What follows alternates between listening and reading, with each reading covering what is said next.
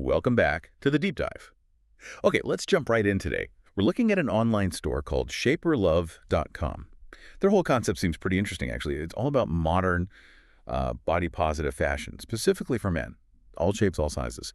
But we're digging into a source here. It's a YouTube review from Scam Finder that's asking the tough question. Is ShaperLuv, genuinely legit? Or is this cool concept just masking, well, another potential e-commerce scam? That's our mission today. Weigh the evidence. Yeah, and what's really striking right off the bat is how contradictory the evidence is. You look at their site, their marketing, it all looks pretty polished. But then you dig a bit deeper into the actual customer experiences, and it tells a very different story. So we really need to unpack this mismatch carefully. Okay, let's start with the positives then. What makes ShaperLuv feel trustworthy? What are the signs that maybe they are committed? Well, first off, longevity. Sort of. The domain name ShaperLuv.com, it was registered back in 2022.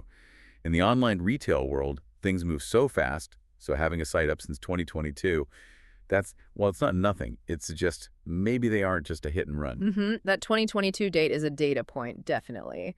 But we have to be a bit careful there. I mean, setting up a nice-looking Shopify store, keeping a domain active, it's actually not that expensive these days. The real cost, the heavy lifting, is in operations, logistics, customer service. So 2 years. It could just mean 2 years perfecting that outward appearance, that veneer. That's a fair counterpoint.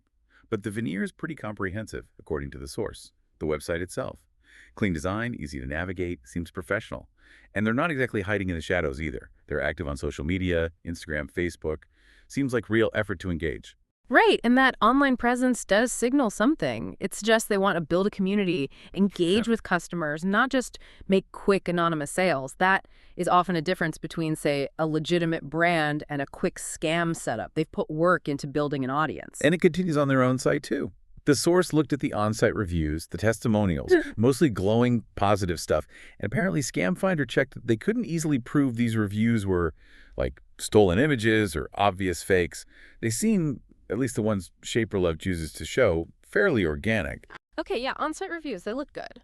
But, I mean, are we really surprised a company curates its own website to show only the 5-star experiences? This is exactly where that Trustpilot score becomes so important. The minute you step off their curated platform, the external feedback paints a much more, let's say, average picture, mixed reviews. And that really raises the question, doesn't it? Why this discrepancy? Why the different stories? Because on Trustpilot, customers are reporting some pretty serious problems, things like orders just not showing up, or huge difficulties getting refunds processed, and customer service, often described as unhelpful, sometimes even unresponsive. That's a huge operational red flag, right?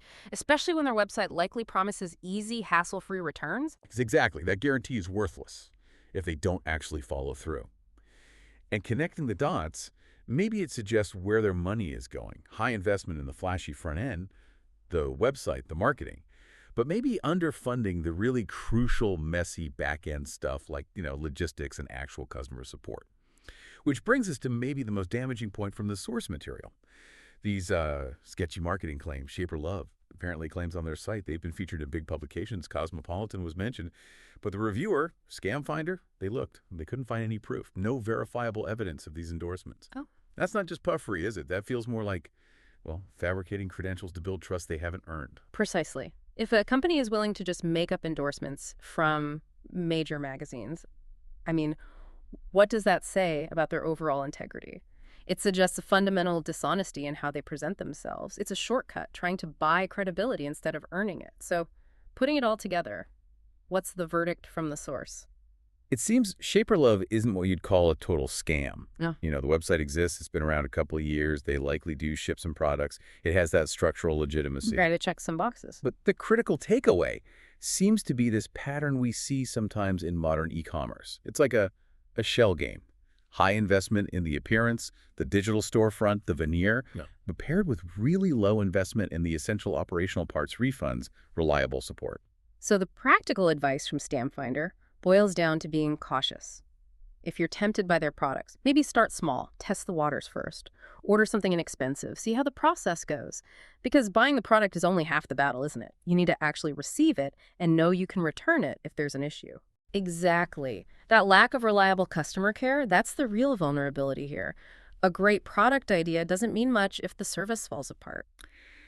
So it leaves us with a final thought for you, listening. In today's online world, with these super slick websites and targeted ads, how much weight should you really give that polished appearance versus the verifiable, sometimes messy, truth about their customer service and their actual track record? Something to consider next time you click Add to Cart.